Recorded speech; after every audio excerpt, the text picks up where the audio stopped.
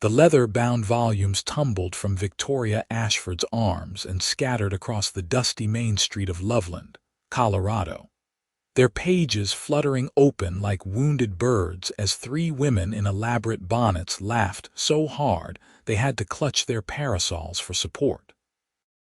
"Look at Miss High and Mighty with her fancy books," Martha Green called out, her voice dripping with mockery as she stood outside the general store on that sweltering July afternoon in 1882.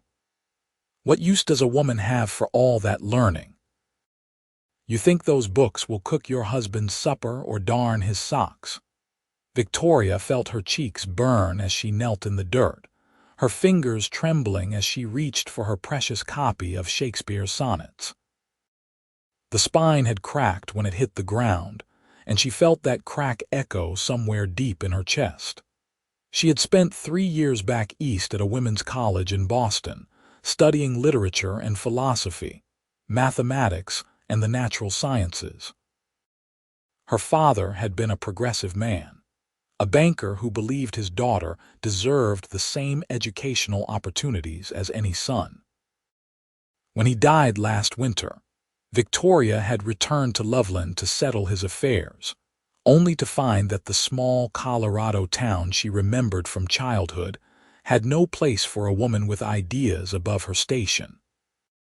"Maybe she thinks she will write a book herself," another woman chimed in, and the laughter grew louder, attracting a small crowd of onlookers who gathered like vultures circling prey. Victoria's hands moved quickly, gathering the books against her chest as dirt smudged the pages.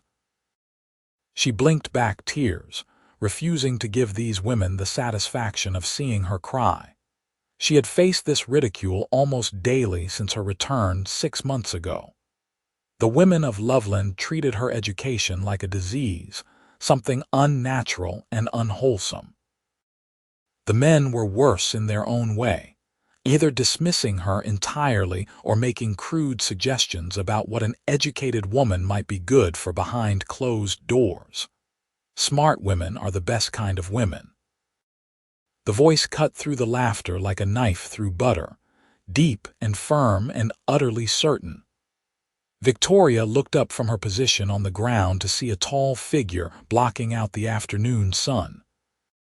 He stepped closer, and she could make out his features. A strong jaw shadowed with several days' growth of beard, eyes the color of storm clouds, and a black hat tilted back on his head to reveal sun-bronzed skin. He wore dusty chaps over worn denim, a simple cotton shirt with the sleeves rolled up to reveal muscular forearms, and a gun belt slung low on his hips. The cowboy knelt beside her, picking up her copy of Homer's Odyssey with surprising gentleness.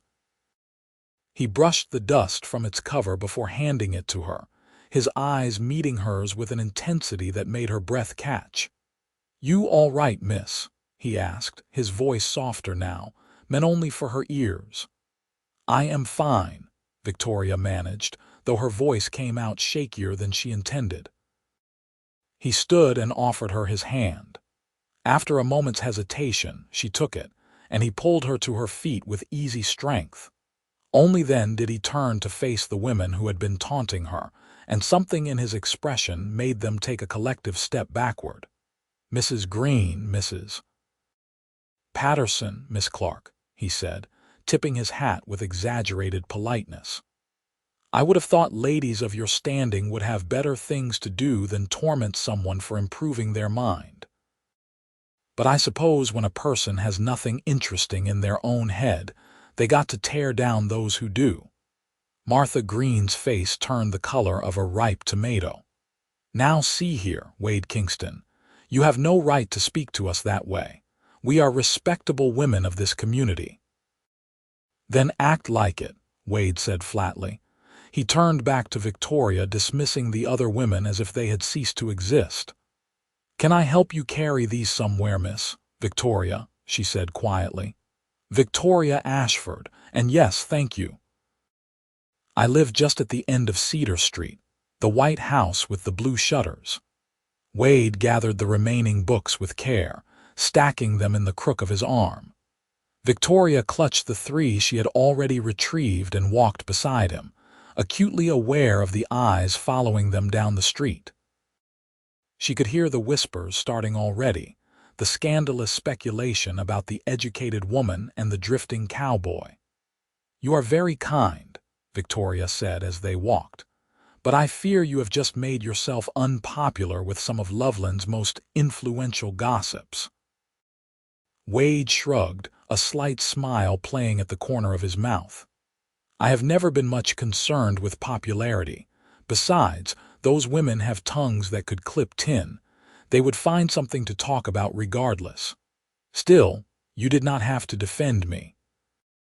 Most men in this town think I am either a curiosity or an abomination." "Then most men in this town are fools," Wade said simply. He glanced at her, and there was something in his eyes that made Victoria's heart skip. "My mother taught me to read when I was knee-high to a grasshopper. She had maybe 6 books total, and we read them over and over until I knew them by heart. She used to say that learning was the one thing nobody could ever take away from you, not if you held it tight. When she died, I was 13. Those books and the knowledge in them were all I had left of her." Victoria felt a lump form in her throat. "I am sorry for your loss. She sounds like a remarkable woman." "She was," Wade agreed. "She would have liked you, I think. She always said she wished she could have gone to a real school, learned more than just the basics my father taught her before he died. She would have been mighty impressed to meet someone who went all the way to Boston for college." They had reached Victoria's house, a modest but well-maintained home with a small garden out front where roses bloomed in defiant splendor despite the Colorado heat. Victoria fumbled with her key, then pushed the door open and gestured for Wade to follow her inside. The interior was cooler, with lace curtains filtering the harsh sunlight into something gentler. Books lined every available surface, stacked on tables and filling makeshift shelves. Wade let out a low whistle as he took in the collection. "You could start your own library," he said, carefully setting his armload of books on the dining table. "That is actually my hope," Victoria admitted, surprising herself with the confession.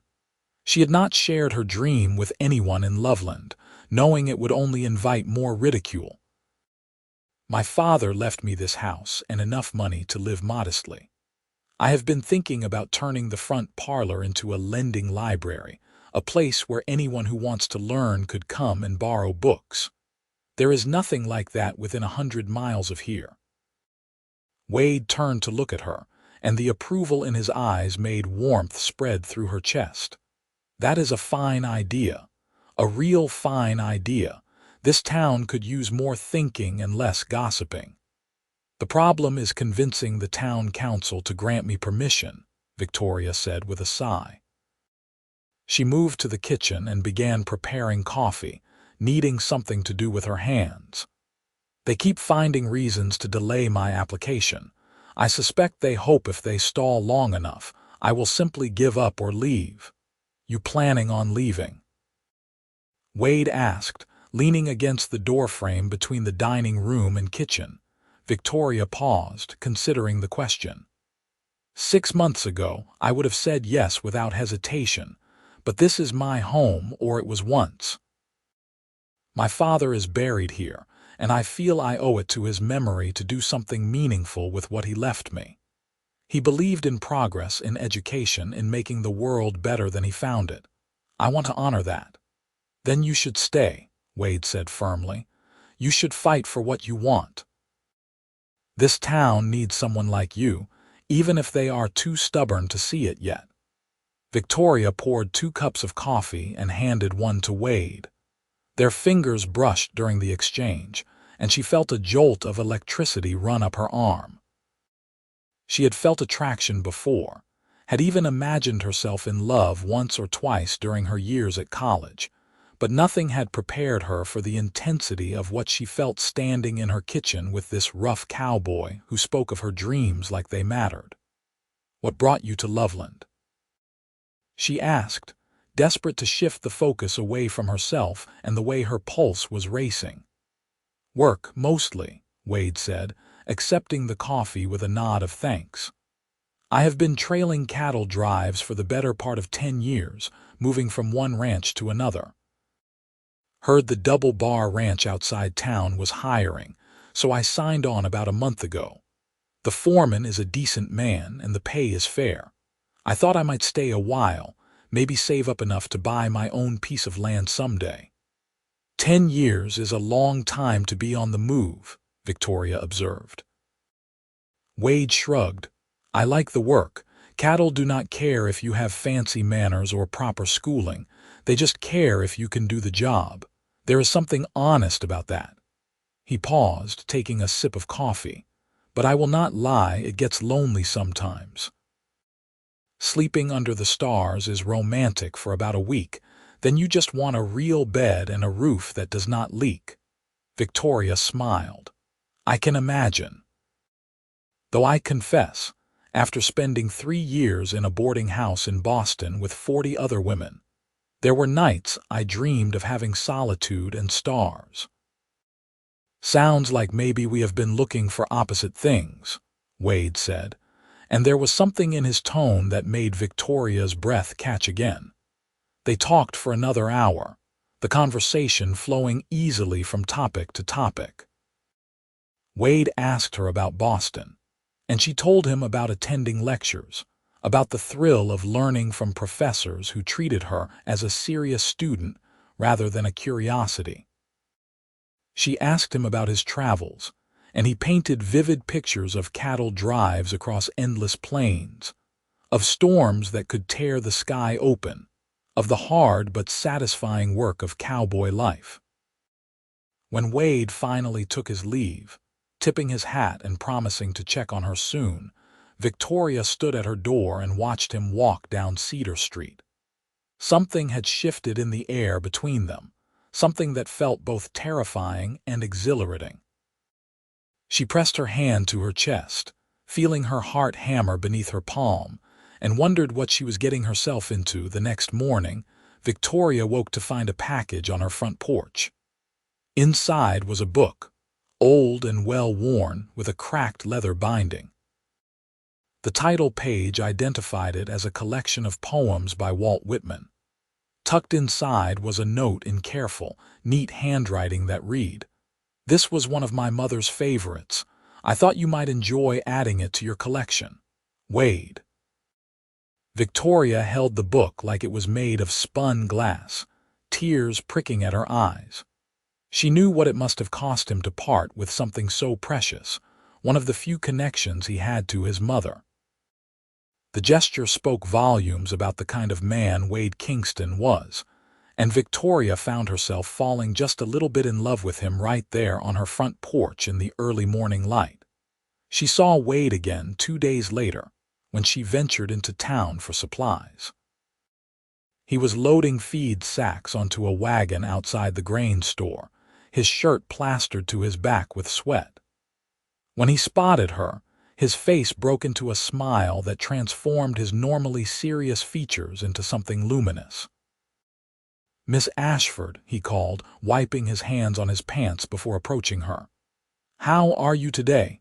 "Much better, thanks to you," Victoria said, feeling suddenly shy.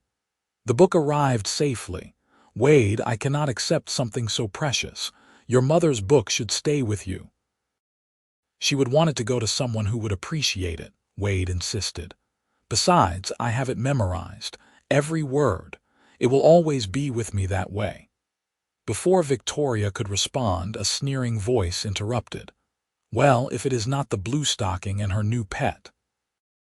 Victoria turned to see Samuel Morris, the son of Loveland's wealthiest rancher, swaggering toward them with 2 of his friends flanking him like loyal dogs. Samuel had made his interest in Victoria clear shortly after her return, apparently viewing an educated woman as an interesting challenge to overcome. When she had firmly rebuffed his advances, his interest had curdled into resentment. "Mr. Morris," Victoria said coolly. "Good morning. Is it?" Samuel asked, his eyes flicking between Victoria and Wade with undisguised contempt. "Seems to me like our town's resident spinster has found herself a new plaything. Tell me, Kingston, does she bore you with lectures while you are courting her, or does she at least have the sense to keep her mouth shut when a man wants peace?" Wade's expression went dangerously still. "Mr. Morris, I suggest you apologize to the lady and move along. Or what?" Samuel challenged, puffing up his chest. "You will defend her honor. Everyone knows she has none to defend. What kind of decent woman goes away to college and comes back with her head full of ideas above her station?" Victoria laid a hand on Wade's arm, feeling the tension coiled in his muscles. "Please, he is not worth it." But Wade was already moving. He did not throw a punch, which Victoria half expected. Instead, he stepped close to Samuel, towering over the rancher's son by a good 3 inches, and spoke in a voice so low and cold it made the hair on Victoria's arm stand up. "You will apologize to Miss Ashford right now, or you and I are going to have a serious problem. I do not care who your daddy is or how much land he owns. You speak to a woman like that again in my presence, and you will regret it." Samuel's bravado crumbled under Wade's steady gaze. He muttered something that might have been an apology before retreating with his friends, though not before shooting Victoria a look of pure venom. "You really do have a talent for making enemies on my behalf," Victoria said, trying to lighten the mood even as her hands trembled slightly. "Men like that need to learn respect," Wade said, his voice still tight with anger. "I am sorry you had to hear that garbage." "I have heard worse," Victoria admitted. "But thank you for standing up for me. Again, I seem to be making a habit of needing rescue." Wade's expression softened. "You do not need rescuing, Victoria. You just need people to stop being jackasses long enough to see how remarkable you are." The use of her first name sent a thrill through Victoria. They were crossing lines, moving from polite acquaintances into something more intimate. She knew the town would talk, knew that being seen with Wade would only add fuel to the gossip fire, but she found she did not care as much as she should. "Would you like to come for dinner tonight?" The words tumbled out before Victoria could second-guess them. "I promise there will be no lectures, just decent food and conversation." Wade's smile returned, slow and genuine. "I would like that very much." That evening, Victoria cooked with more care than she had in months. She prepared roasted chicken with potatoes and carrots, biscuits that came out golden and fluffy, and an apple pie using fruit from her own tree. She changed her dress 3 times before settling on a simple blue cotton that brought out the color of her eyes, then chastised herself for being so foolish. Wade arrived precisely at 6, freshly washed and wearing clean clothes, his hair still damp and combed back from his face. He had brought wildflowers, a riot of color that he presented with an almost bashful expression. "I know they are just weeds, really," he said, "but they were growing by the creek and they were pretty, and I thought you might like them." "They are perfect," Victoria said sincerely, finding a vase to display them in. "Much better than hothouse roses. These have spirit." Dinner was easy and comfortable, the conversation flowing naturally. Wade told stories about trail drives that made Victoria laugh until her sides ached, tales of stubborn cattle and unexpected mishaps, and the camaraderie of cowboys around a campfire.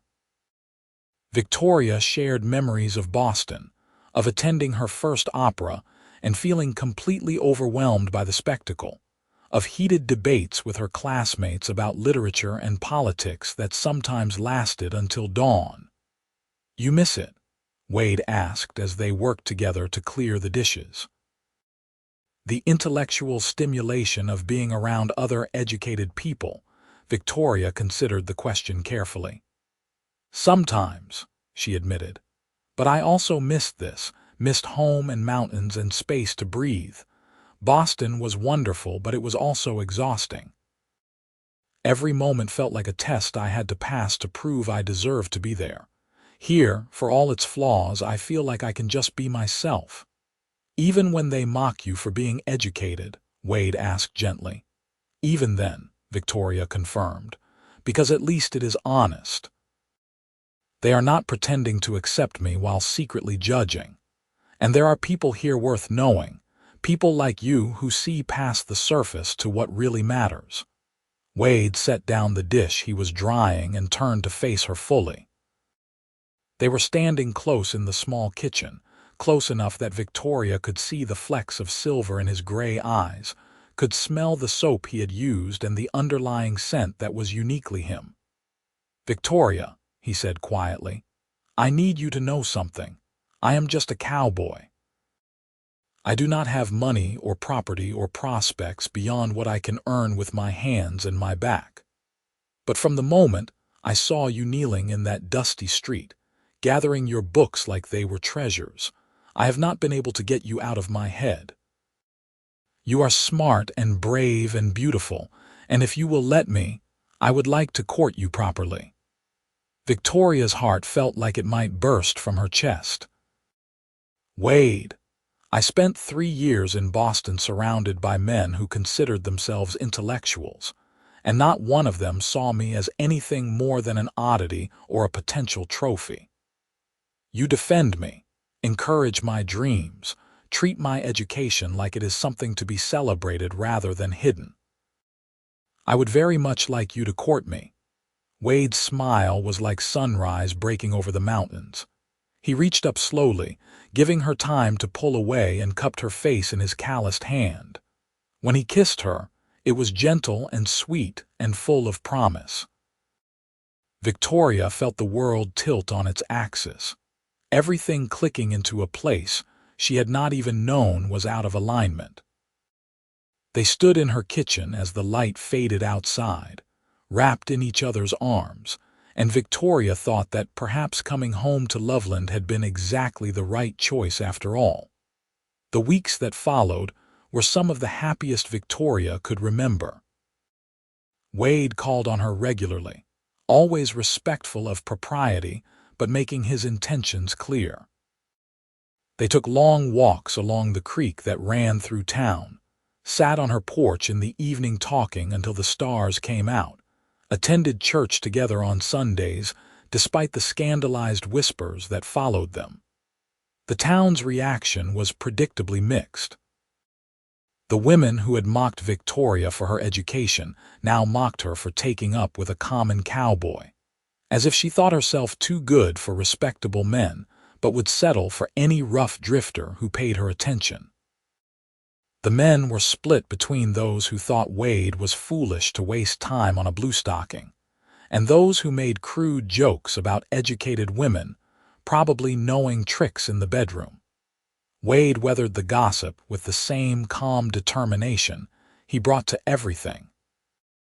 When other cowboys at the ranch teased him about courting a woman smarter than he was, he agreed readily and said he was lucky to have caught her eye.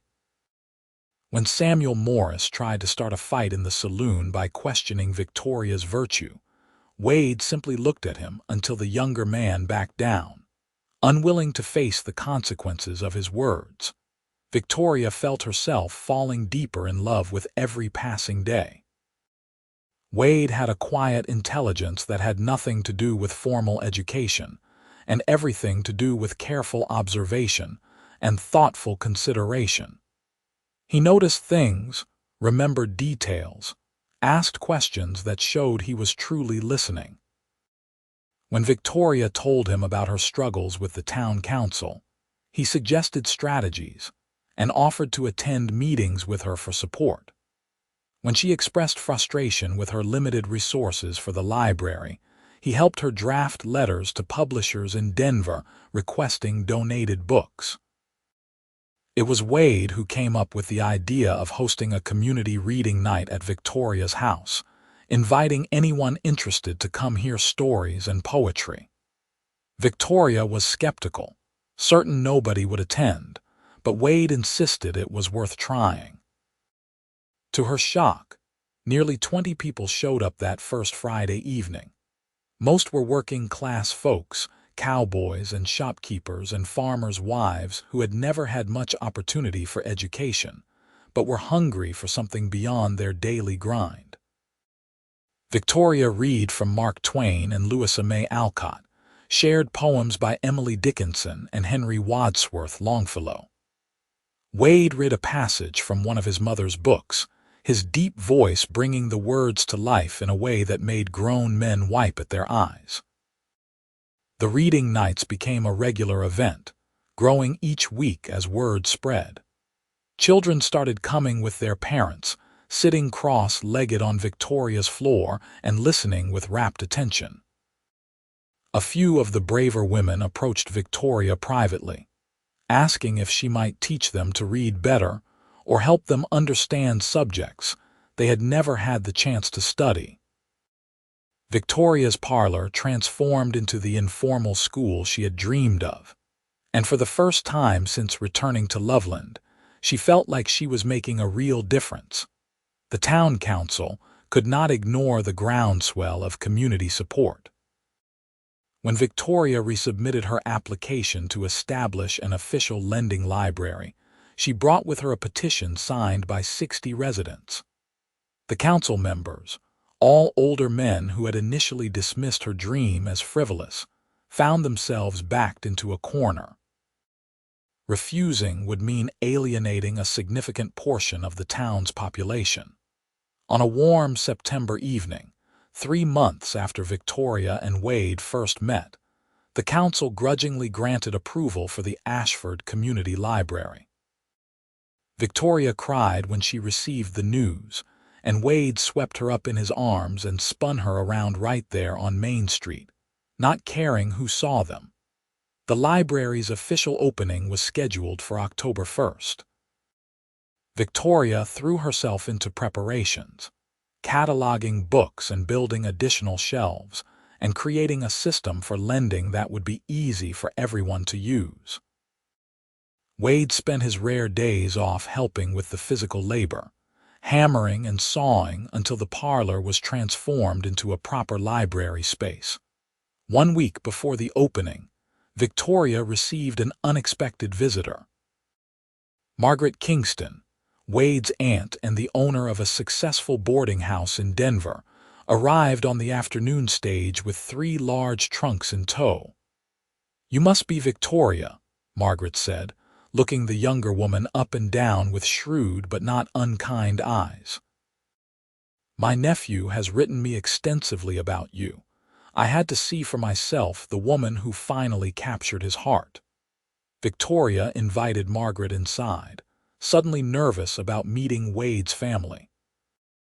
Margaret was a handsome woman in her 50s, with Wade's same gray eyes and an air of competence that suggested she did not suffer fools. "Wade will be thrilled you are here," Victoria said, offering tea. "He speaks of you often." "I raised that boy after his mother died," Margaret said, settling into a chair with the comfort of someone used to making themselves at home anywhere. "His father was my brother, died when Wade was just a baby. My sister-in-law did her best alone, but consumption took her when Wade was still young.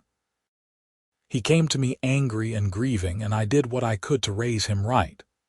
"You did an excellent job," Victoria said sincerely. "Wade is one of the finest men I have ever known." Margaret's expression softened. "He says the same about you. Wrote me that he found a woman who was not only beautiful but brilliant, who dreamed big dreams and was not afraid to fight for them. He also wrote that the town was giving you grief for being educated, which is the stupidest thing I have heard in all my born days."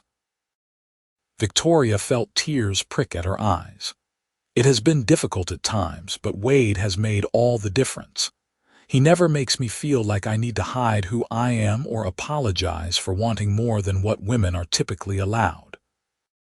"That is how you know you found the right one," Margaret said wisely. "A man who is not threatened by your strength is a man worth keeping." She paused, then gestured to the trunks her driver had left in the hallway. I brought you something for your library. Books, about 200 of them.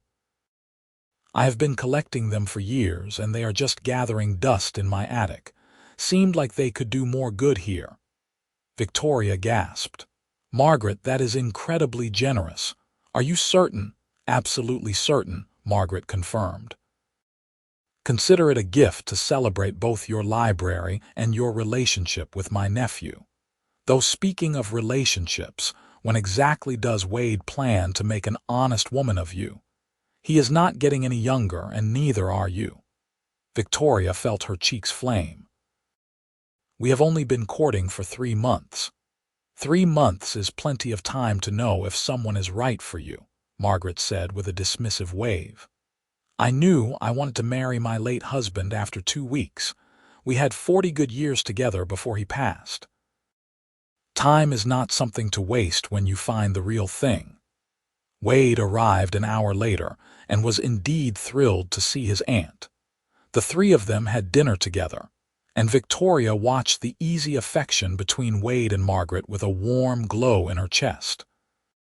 This was what family should look like, she thought. Support and love and teasing and acceptance. After dinner, Margaret made an excuse about being tired from her journey and retired early to the boarding house in town, leaving Wade and Victoria alone on the porch in the cool evening air. Your aunt is wonderful, Victoria said, leaning against Wade's shoulder, and her gift of books is going to make such a difference for the library. She is a force of nature, Wade agreed fondly. Also about as subtle as a stampede. I am guessing she said something about us getting married. Victoria laughed. She may have mentioned it. Wade was quiet for a moment, and when Victoria looked up at him, his expression was serious. Would that be so terrible? The idea of marrying me, Victoria's breath caught. Wade. I know it is fast, Wade said quickly. I know we have only known each other a short time. But Victoria, I am 32 years old. I have been on my own since I was 13. I have traveled across half the country, met hundreds of people, and I have never felt about anyone the way I feel about you. You are smart and passionate and brave. You challenge me to be better, to think deeper, to want more out of life than just the next job. I love you, and I cannot imagine my future without you in it. Victoria felt tears streaming down her face. I love you too. So much it scares me sometimes. But Wade, if we marry, you need to know what you are getting into. I am not going to be a traditional wife. I want to run the library, maybe even expand it someday. I want to teach and organize and make changes in this community. I will cook and keep house, but I will not make that the whole of my existence. I would never ask you to, Wade said firmly. He took her hands in his calloused thumbs stroking over her knuckles. Victoria Ashford, will you marry me? Will you let me spend the rest of my life supporting your dreams and building new ones with you? Yes, Victoria whispered. Yes, absolutely yes. Wade kissed her then, deep and passionate and full of promise. When they finally pulled apart, both breathless, he reached into his pocket and pulled out a simple gold band. It was my mother's, he said softly. The only thing of value she owned. Aunt Margaret saved it for me all these years. I know it is not fancy, but— It is perfect, Victoria interrupted, holding out her hand so he could slide the ring onto her finger. It fit as if it had been made for her. Absolutely perfect.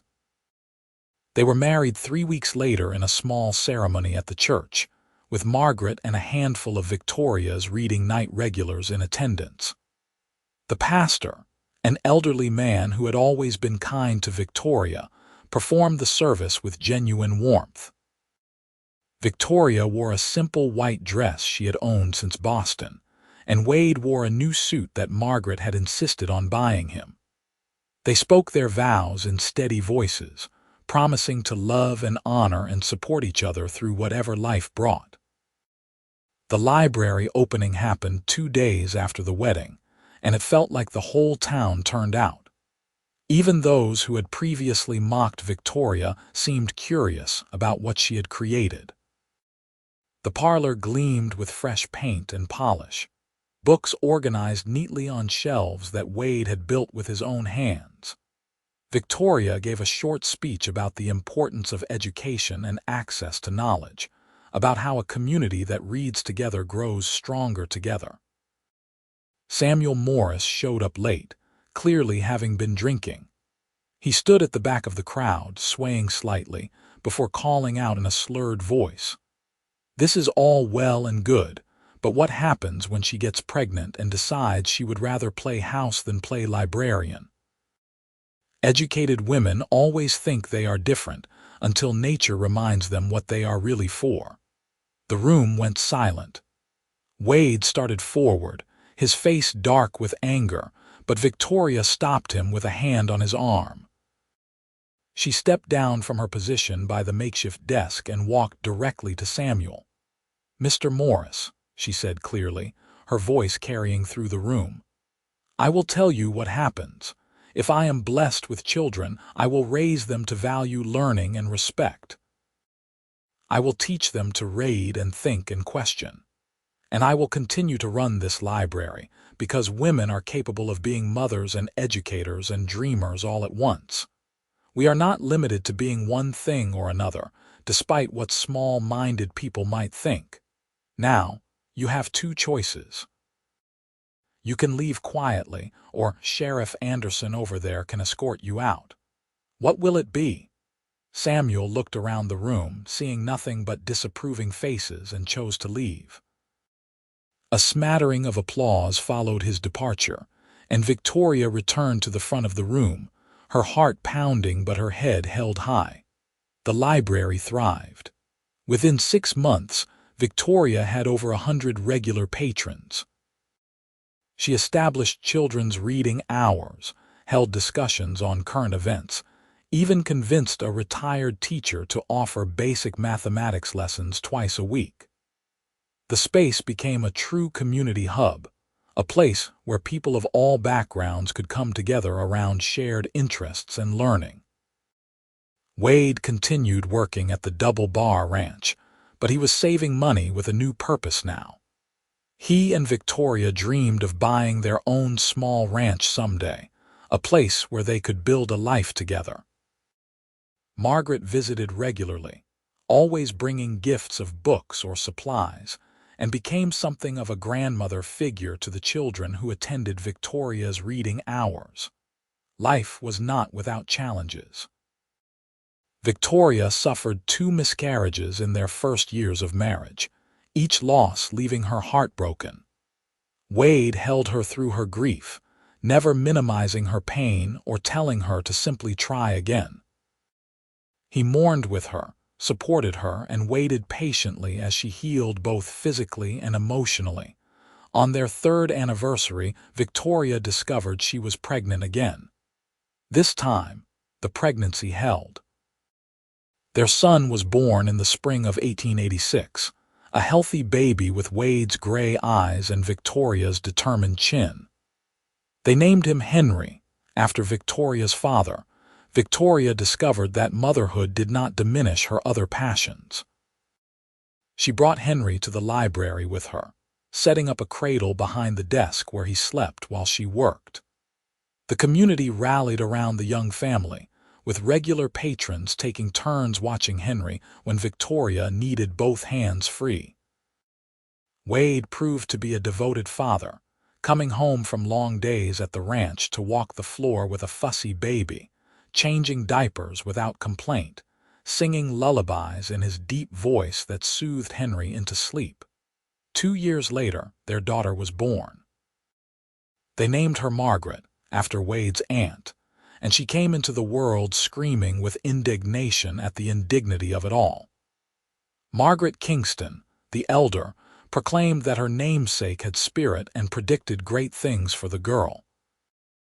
By 1890, Wade had saved enough money to make a down payment on 50 acres about 5 miles outside of Loveland. It was not much, just enough land for a small herd and a decent house, but it was theirs. They moved out of Victoria's father's house in town, keeping the library space but expanding it to take over the entire first floor.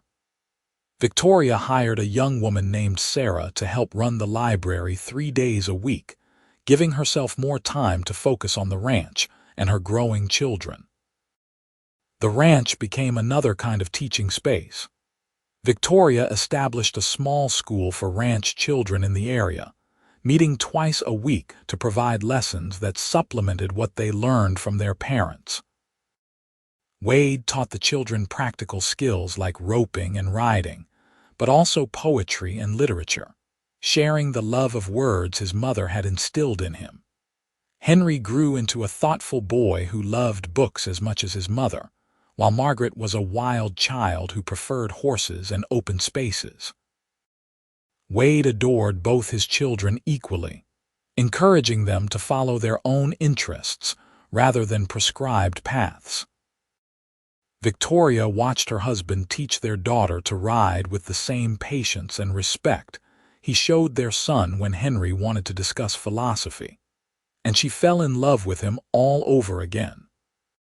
Samuel Morris eventually left Loveland after a series of bad business decisions, left his father's ranch on the brink of bankruptcy. The women who had once mocked Victoria for her education quietly began attending library events, their own daughters in tow, as if their previous cruelty had never happened. Victoria did not forget, but she chose grace over grudges, welcoming anyone who came to the library with genuine interest in learning. On their 10th anniversary, Wade surprised Victoria with a gift. He had been working on it secretly for months, he explained, building a small addition to the ranch house. He led her outside with her eyes closed, then revealed what he had created: a beautiful study with built-in bookshelves, a large desk positioned by the window, and comfortable chairs for reading. A brass plaque over the door read, "Victoria's Sanctuary." "You have given so much to this community," Wade said, his arm around her waist as she stared at the space with tears streaming down her face. "You deserve a place that is just yours, somewhere you can write and think and dream without interruption." "It is perfect," Victoria whispered. "You are perfect. Not even close," Wade said with a laugh, "but I try to be worthy of you every single day." Victoria turned in his arms, reaching up to cup his face in her hands. He had more gray in his hair now, lines around his eyes from years of squinting into the sun. But to her, he was as handsome as the day he had knelt beside her in the dusty street and gathered her books with gentle hands. "You told me once that smart women are the best kind of women," she said softly. "But you know what I think. Men who respect smart women, who celebrate rather than diminish them, who stand beside them as equals rather than trying to stand over them as masters, those are the best kind of men. And I am the luckiest woman alive to have found you." Wade kissed her, long and slow and sweet, and Victoria thought about how far they had both come. The drifting cowboy who had never stayed anywhere long enough to call it home had found his place. The educated woman who had been ridiculed for wanting more than society prescribed had built a life of purpose and meaning. Their children grew and thrived. Henry became a teacher, eventually taking over the library and expanding it even further, establishing satellite locations in neighboring towns. Margaret defied every expectation, becoming one of the first female ranchers in Colorado, running her own successful operation with skill and determination that made both her parents burst with pride. Wade and Victoria grew old together on their ranch, surrounded by books and grandchildren and the wide Colorado sky. On summer evenings, they sat on their porch as the sun set over the mountains, holding hands and talking about everything and nothing, still finding new things to discuss after all their years together. Wade never did lose his appreciation for Victoria's intelligence. He loved watching her mind work, the way she approached problems from unexpected angles, the passion she brought to every project. Victoria never took for granted the gift of a man who saw her education not as a threat, but as an asset, who took pride in her accomplishments rather than feeling diminished by them.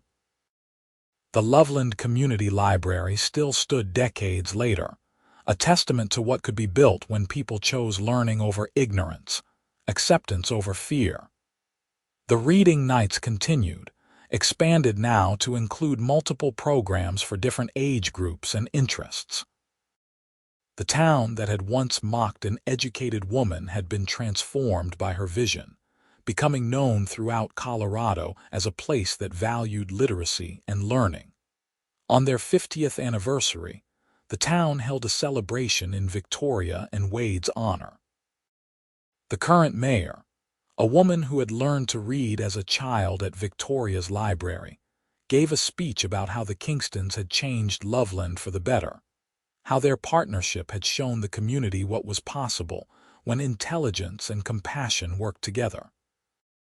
Victoria and Wade stood before the crowd, their children and grandchildren surrounding them, and Victoria thought back to that hot July day in 1882, when her books had scattered in the dust and a cowboy had stopped to help. She thought about all the moments since then, the challenges overcome and dreams achieved, the life they had built together through love and mutual respect and unwavering support for each other's ambitions. "Thank you," Victoria said to the crowd, her voice strong despite her 80 years. "Thank you for this honor. But more than that, thank you for proving that communities can grow and change, that old prejudices do not have to define our future.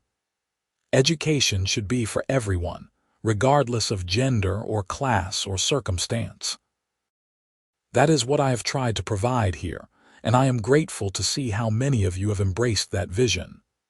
Wade squeezed her hand, and when she looked up at him, his eyes were shining with pride and love. "Smart women really are the best kind of women," he said, just loud enough for her to hear. "And I should know, because I married the smartest and the best." Victoria leaned into her husband's embrace as the crowd applauded, surrounded by the evidence of a life well lived and love well earned. She had been ridiculed for her education, mocked for her ambitions, told repeatedly that she would never fit into the narrow box society had prepared for her. But she had persevered, supported by a cowboy who saw her worth and loved her not despite her intelligence but because of it. Together, they had proved that love does not require one person to diminish themselves for the other's comfort. True partnership means celebrating each other's strengths, supporting each other's dreams, and building something greater together than either could have achieved alone. The library stood as a physical monument to that truth, but the real legacy was in the hundreds of lives they had touched, the minds they had opened, the example they had set for future generations. As the sun set over Loveland that evening, painting the Colorado sky in shades of gold and crimson, Victoria and Wade Kingston sat surrounded by their family and reflected on 50 years of marriage built on mutual respect, unwavering support, and deep, abiding love. They had taken the prejudices of their time and refused to be limited by them. They had chosen each other freely and completely, and in doing so, had helped change not just their own lives but an entire community. Their story became legend in Loveland, passed down through generations as an example of what love should look like. The cowboy who defended an educated woman's right to be herself, and the woman who refused to let society's expectations diminish her dreams. Together, they had built something beautiful and lasting, a legacy that would endure long after they were gone. And when Wade Kingston passed peacefully in his sleep at the age of 84, with Victoria's hand clasped in his and their family gathered around their bed, His last words were the same ones he had spoken that first day in the dusty street. "Smart women are the best kind of women." Victoria held him as he slipped away, tears streaming down her face, grateful beyond measure for every single day they had shared. Victoria lived 3 more years, continuing to visit the library weekly despite her advanced age, always ready with a story or a book recommendation for anyone who asked. When her time came, she died in the study Wade had built for her, surrounded by books and memories and the love of a family that spanned 3 generations. Her last act was to pen a letter to be opened on the library's 100th anniversary, sharing the story of how a cowboy's kindness and respect had changed her life and encouraging future generations to never stop learning, never stop dreaming, and never let anyone tell them that intelligence is something to hide rather than celebrate. The Ashford Community Library stood for over a century as a testament to Victoria Kingston's vision and Wade Kingston's unwavering support. It remained a place where anyone, regardless of background or circumstance, could come to learn and grow and discover new worlds within the pages of a book. And on its walls hung a simple plaque that read, "Founded by Victoria Ashford Kingston, who taught us that education is not a privilege but a right, and dedicated to Wade Kingston, who proved that real strength means lifting others up rather than tearing them down." May we all love as they loved, with respect and equality and unwavering devotion.